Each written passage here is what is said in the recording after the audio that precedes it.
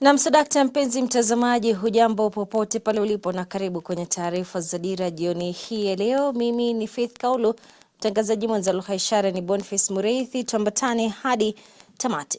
Tuanze na kuangazia taarifa kuwa Rais William Ruto kwa mara nyingine tena ameshikilia kuwa mradi wa ujenzi wa nyumba za bei nafuu utaendelea kama tu ilivyopangwa. Hii ni licha upinzani au hata vizuizi ambavyo huenda vikaibuka. Rais aliyesema haya katika ziara yake ya kikazi katika kaunti ya Meru muda mfupi tu baada ya mahakama ya rufaa kukubaliana na uamuzi wa mahakama kuu uliotangaza makato ya ushuru huo kuwa kinyume cha katiba. Kama anavyotuarifu mwanahabari wetu Grace Hati ni kuwa Ruto ameendelea kutetea utekelezwaji wa mpango huo, akiangazia uwezekano wake wa kubuni maelfu ya nafasi za kazi kwa vijana humu nchini. Hatima ya mpango wa Rais William Ruto wa ujenzi wa nyumba za bei nafuu iko kwenye mizani baada ya mahakama ya rufaa kukubaliana na uamuzi wa mahakama kuu ambao uliharamisha sheria ya ushuru wa nyumba. Uamuzi huo umetolewa na majaji watatu ambao wameshikilia uamuzi wa mahakama kuu kwamba sheria hiyo iliyotolewa kupitia marekebisho ya sheria ya fedha haikuwa na mfumo mzuri wa kisheria na ilikiuka vifungu kadhaa vya katiba. Uamuzi huu unakuja kama pigo kubwa kwa mpango huo ambao unategemea pakubwa ushuru wa 1.5% unaokusanywa kutoka kwa wafanyikazi nchini. Wangapi wanasema tumuunge mkono rais wetu? Akizungumzia uamuzi huo, Rais Ruto ameapa kuendelea na miradi ya nyumba za bei nafuu, huku akidokeza kuwa ni mapenzi ya Mungu kwani Wakenya wengi wameiunga mkono. We have a deliberate plan on how to transform our nation, and no amount of court cases is going to derail our plan to change Kenya, because the plan and the transformation of Kenya has been delayed for many years by vested interest and corruption and people who do not have a plan on how to take Kenya forward. Akiwahutubia wakazi wa Meru katika ziara yake ya kikazi eneo hilo, Rais Ruto alitetea kwa dhati mpango huo, akiangazia uwezo wake wa kubuni maelfu ya ajira kwa vijana nchini, haswa katika sekta ya ujenzi. Na mamilioni wanahangaika madukani vijijini kwa sababu wamemaliza shule lakini hakuna mpango ya vile watapata ajira. It is the first time in the Republic of Kenya that we have an administration that has a clear, demonstrable, practical plan on how to create job opportunities for the young people of Kenya, because we have millions of young people posing existential threat to our republic unless we do something about their employment. Hata hivyo, hatima ya mpango huo ikining'inia kwenye mizani ni afueni kwa wafanyikazi nchini, kwani hawatatozwa ushuru huo wenye utata uliositishwa kwa sasa. Wakosoaji wa mpango huo aidha wameendelea kuibua wasiwasi, wakihoji kuwa ushuru huo ni mzigo kwa wananchi ambao tayari wanakabiliana na hali ngumu ya kiuchumi. Chama cha ODM nacho kimeishukuru mahakama ya rufaa kwa kusimama na wananchi kuhusu swala hilo tata na kudokeza kuwa uamuzi huo ni ushindi kwa Wakenya. Nikiripotia Dira, mie ni Grace Ahati.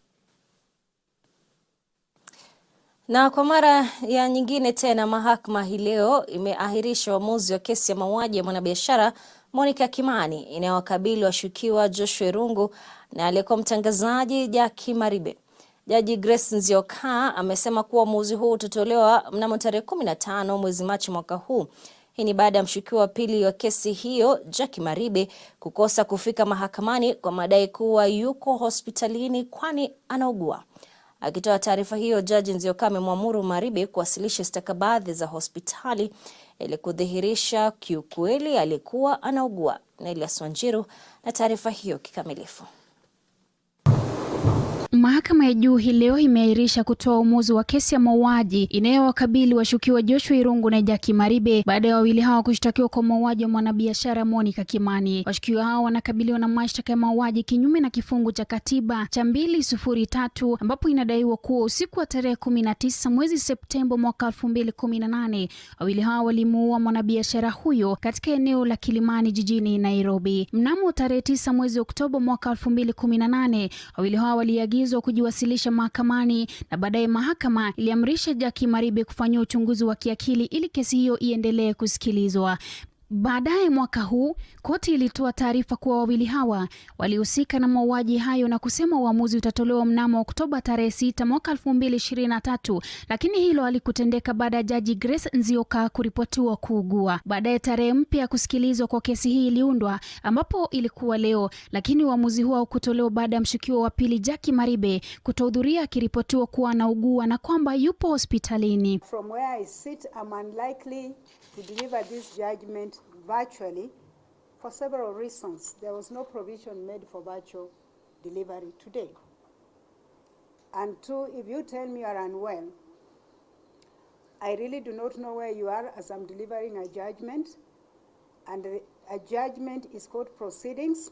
The integrity thereof must be maintained, preserved. Hata hivyo, Jaji Grace Nzioka aliyekuwa atoa uamuzi huu ameamuru Maribe kuwasilisha stakabadhi za hospitali ili kuonyesha kuwa ni kweli alikuwa anaugua kama ilivyodaiwa. We all know probably one or two things happened after the last adjournment, and so it just explains the anxiety the parties have to have this judgment delivered. And in fact, appreciating that anxiety, I can tell you, is taken me nothing less than the entire time from the time we left this court to today.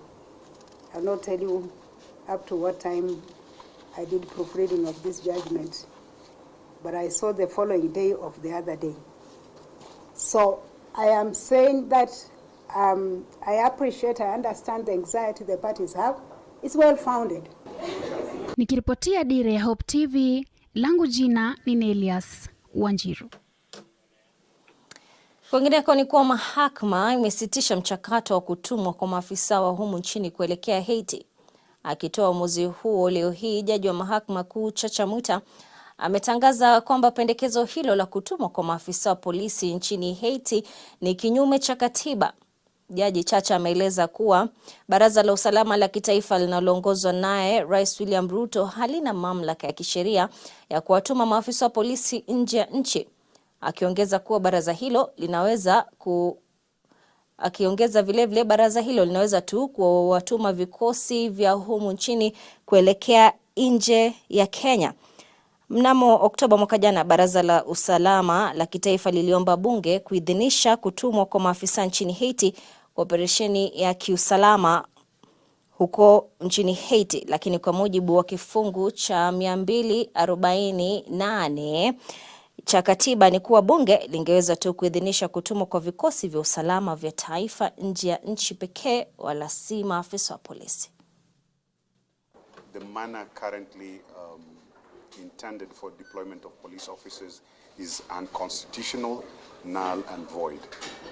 The court has emphasized that if any deployment is to happen, then it has to respect Section 107, 108 and 109 of the National Police Service Act. The original intention went through the National Security Council. The court has said that the National Security Council cannot deploy police officers. The National Security, it has to respect Section 107, 108 and 109, which requires that we have an agreement, a reciprocal agreement with Haiti. We have to have that gazetted, and then the request has to go to Parliament for approval. So without that, the deployment cannot continue. When we were doing the constitution, writing this constitution, we renamed it from a police force to a police service. And in fact, it's a government parastatal called KIPRA that actually undertook a detailed investigation on why we must change the name of the police force before the new constitution to a police service so that it can serve here. And you know, I like to give factual examples. I come from a place called Capedo. Maybe many of you have heard about Capedo. It's a battleground. You know, people being killed every other day. There is no enough police service there. So really, what wisdom could possibly have driven President William Ruto to make that roadside declaration that Kenya police, who are very inadequate in our own country, could be deployed to another country, to a gangster, to a gangland, basically. So I think I'm very happy that the judge has outlawed that declaration. He has also clearly stated that, processes must be followed. Hata hivyo, mtazamaji, kupitia msemaji wake Isaac Mwaura, serikali imetangaza kuwa itakata rufaa uamuzi huo, ikishikilia msimamo wake wa kuunga mkono operesheni ya kiusalama nchini Haiti. Hayo kando, kwingineko ni kuwa naibu wa rais Rigathi Gachagua ameahidi kuwa serikali inachukua hatua madhubuti kukomesha visa vya wizi wa mifugo na hata mauaji ambayo yameendelea kushuhudiwa katika maeneo mbalimbali humu nchini. Akizungumza katika kaunti ya Meru katika ziara ya kikazi ambayo alihudhuria leo hii akiwa ameambatana naye Rais William Ruto pamoja na baadhi ya viongozi wengine wa eneo hilo, naibu wa rais Rigathi Gachagua amesisitiza kujitolea kwa serikali katika kuhakikisha kuwa wanaotekeleza uhalifu huo wanakabiliwa vilivyo kisheria. Matamshi ya naibu wa rais yanajiri huku kukiwa na wimbi la visa vya mauaji maeneo mbalimbali, ambapo Gachagua amewahakikishia Wakenya kuwa hatua za kina zitachukuliwa ili kuhakikisha usalama wa raia wote. Mambo ya usalama amekamilisha mipango, na mambo ya ng'ombe za watu kuibiwa na watu kuuawa imefika mwisho. Na wiki hii jana Profesa Kindiki amefanya marekebisho katika uongozi wa kaunti hii. Hii serikali ya William Ruto ndio serikali ya pekee itahakikisha ya kwamba hiyo maneno ya watu kuuawa na mali yao kuimbiwa imefika mwisho. Na waziri wa uchukuzi Kipchumba Murkomen ametoa changamoto kwa wahusika wakuu katika sekta ya uchukuzi kuhakikisha kuwa hali ya barabara imeboreshwa kote nchini. Murkomen akieleza kuwa muundo wa sasa wa ufadhili, ikiwa ni pamoja na ushuru wa ukarabati wa barabara, haitoshi kuimarisha ubora wa barabara, hata huku mamlaka ya kitaifa ya barabara KENHA ikiendelea na ajenda ya maendeleo na uundaji wa barabara. Abigail Namude anatuarifu zaidi. The entire team for doing a fantastic job to put together such a wonderful document that will guide the organization, and not just the organization, the country, for the next 5 years. One notable aspect of their work that impresses me in this deliberate alignment of the priorities and commitments of the strategic plan with those of the Kenya Kwanza administration. This significantly simplifies my responsibilities, as it allows me to provide an accurate delivery report to the cabinet and progress of the government's commitment, particularly in the road sector. A strategic plan serves as a primary policy blueprint guiding an institution. In this case, it will steer Kenya and consequently the Ministry of Roads and Transport in implementing its activities, projects and programs over the next 5 years. Ladies and gentlemen, even as a country, as we continue recovering from the past challenges of our economy, including the management of huge debt portfolio, we must prudently adjust our priorities to support this resurgence of adopting appropriate policies. The Kenya Kwanza government recognizes the crucial role of moving people, goods, and services to stimulate the economy.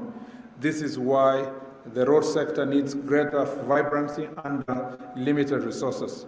This requires ministries, departments, and agencies to think innovatively and devise new approaches. I applaud KENHA for its proactive stance, as demonstrated by its proposal for financing this strategic plan, including leveraging on the private sector. The public-private partnership model remains our key strategy in delivering cutting-edge infrastructure projects. Maybe just to emphasize there that if you think about the enormous resources required to implement this project, And what the DG told us is about 700 billion shillings. He pointed out that about 99 billion shillings will go to the PPP projects. I opine that it will be more than that. We will need to do more than that to make sure that we can achieve this objective. I want to challenge you, DG, and the management and the board, that you must be ready to make bold decisions. And I will help you make those decisions because I am ready to assist you to make those decisions. We are saying that we want to dual and expand and toll the road, the northern corridor from Mombasa to Malaba. We will have to be bold to do so. But we must also look for strategic business partners who are willing to take greater responsibility. The template is already there with what we did with the expressway. Now it's about... Na katika jitihada za kutatua mgogoro wa ardhi ambao umekuwepo kwa muda mrefu katika mpango wa makazi wa Mwea, serikali sasa inawahimiza wahusika kujadiliana na kutatua mzozo huo nje ya mahakama na kuwashauri kuchagua utatuzi mbadala wa migogoro almaarufu ADR. Hatua hii inafuatia wasiwasi unaoongezeka katika maeneo ya Washoro, Riakanao, Karaba na hata Makima. Hii ni kutokana na uvumi wa watu wa nje kudai umiliki wa ardhi hiyo. Brian Mugambi anatupa taswira kamili.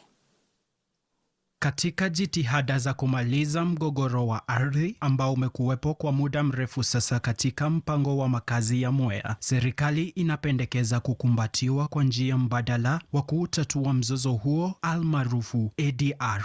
Kamishna wa kaunti ya Embu, Jack Obuo, ameelezea dhamira ya serikali katika kutatua mzozo huo wa ardhi ambao umekuwepo kwa miongo kadhaa kupitia mazungumzo yanayojumuisha pande zote husika. Akizungumza katika baraza la usalama katika soko la Makima, Obuo amesisitiza umuhimu wa kuhusisha wahusika wa kesi, wakazi, makundi ya maslahi na viongozi wa kisiasa katika mchakato wa mazungumzo.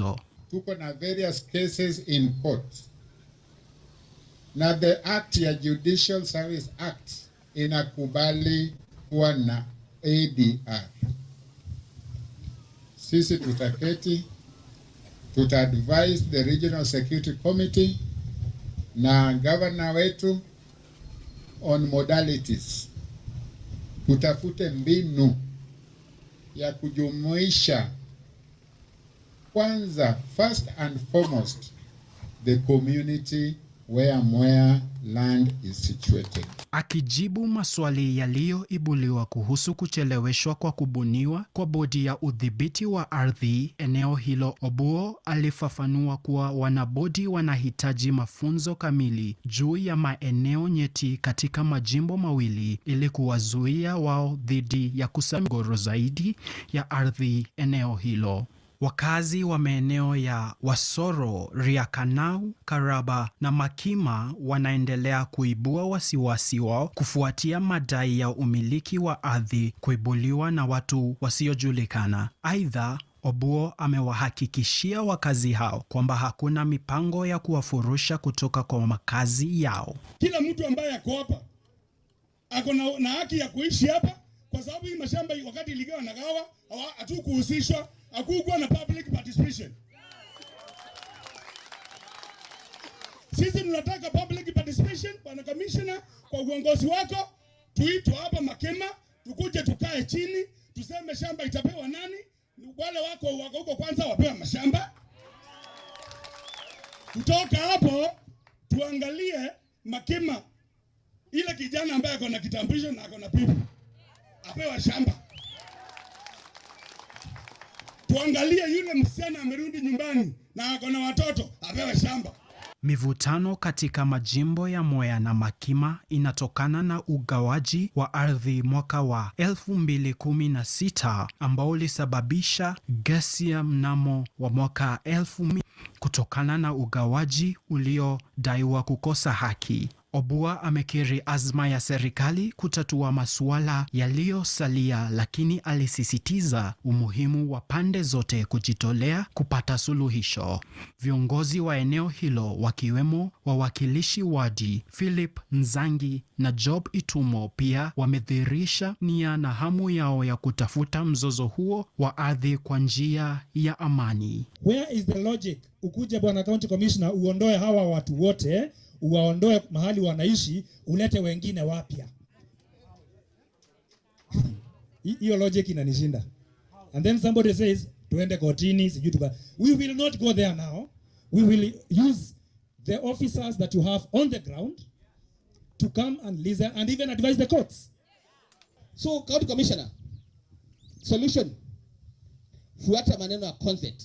The mistake was made by a government officer. How can we correct the mistake that was made 7 years ago, that was 2016-2014, na ilifanywa kwa ukora? Mkutano huu ukionekana kama hatua muhimu inayopelekea kukuza mazungumzo ya amani na kutatua mzozo wa ardhi ambao umedumu kwa muda sasa eneo la Mwea. Nikiripotia Dira ya Hope, jina langu Brian Mugambi. Naam, mtazamaji, huenda sasa wafugaji wa nyuki katika kaunti ya Pokot Magharibi wakaanza kusafirisha asali aina ya acacia hadi kuelekea Marekani. Hii ni baada ya kutiwa saini kwa mkataba wa makubaliano kati ya serikali ya kaunti hiyo na mamlaka ya KVDA. Imebainiwa kuwa wafugaji hao wa nyuki katika kaunti ndogo ya Pokot Kaskazini hupokea mapato ya shilingi milioni 60. Hii ni kutoka kwa tani 120 za asali kila mwaka. Kufikia sasa zaidi ya wafugaji 3,000 wa nyuki wamesajiliwa. Mradi huu mpya unalenga kukuza ufugaji wa aina mbalimbali katika eneo hilo, kama anavyotueleza Regan Mudhuri. There were individuals who were selling seed without a license. Ili kuimarisha maendeleo endelevu katika kaunti hiyo na kuangazia masuala muhimu yanayohusu usalama wa chakula, mkataba wa maendeleo kati ya serikali ya kaunti ya Pokot Magharibi na mamlaka ya maendeleo ya Kerio Valley imetiwa saini. As we all know, KVDA has been a great partner of West Pokot since 1979 in many areas of collaboration, especially in agriculture, in the water sector, and also the issue of trade, and also enhancing peace and security in the larger North Rift. As we know, we have a mandate as a KVDA, but today we have come together this morning to sign a memorandum of understanding on areas of closer collaboration. Mkataba huo utahimiza ushirikiano kwa ajili ya mipango ya maendeleo endelevu katika kaunti kupitia kuongezea dhamani ya samaki hasa katika bwawa la Takwel, kutekeleza mipango ya kukabiliana na mabadiliko ya tabia nchi, kukuza kilimo cha siasa na cha kibiashara, uvunaji wa maji na uhifadhi kwa ajili ya shughuli za kilimo na matumizi ya nyumbani. And that's why we want to collaborate more by signing this MOU which we have done this morning, so that the county government and KVDA can enhance their collaboration by sharing, to see to that all those areas of development we collaborate together, so that officers from the county government can work hand in hand with KVDA, so that they can be able to enhance all those areas that I have said. For the bigger picture, because we are serving the same people of West Pokot, and we want to see to that issue of food security. Gavana wa Pokot Magharibi, Simon Kachapin, amesema kuwa ushirikiano huo unalenga kukuza ufugaji nyuki na kuongeza dhamani ya samaki, kukabiliana na mabadiliko ya hali ya hewa, maendeleo ya miundo mbinu, biashara na ujenzi wa hata amani. Especially for the perennial crops such as mango. So they have done a lot in West Pokot. They are now in the process of launching the phase 3 of Weiwei irrigation scheme and revival of many irrigation schemes in West Pokot. Lomut is among them, and also seeing to that they innovate in infrastructural developments in Takwel. And we know for a long time, Takwel has been an area of interest where many visitors, tourists, go to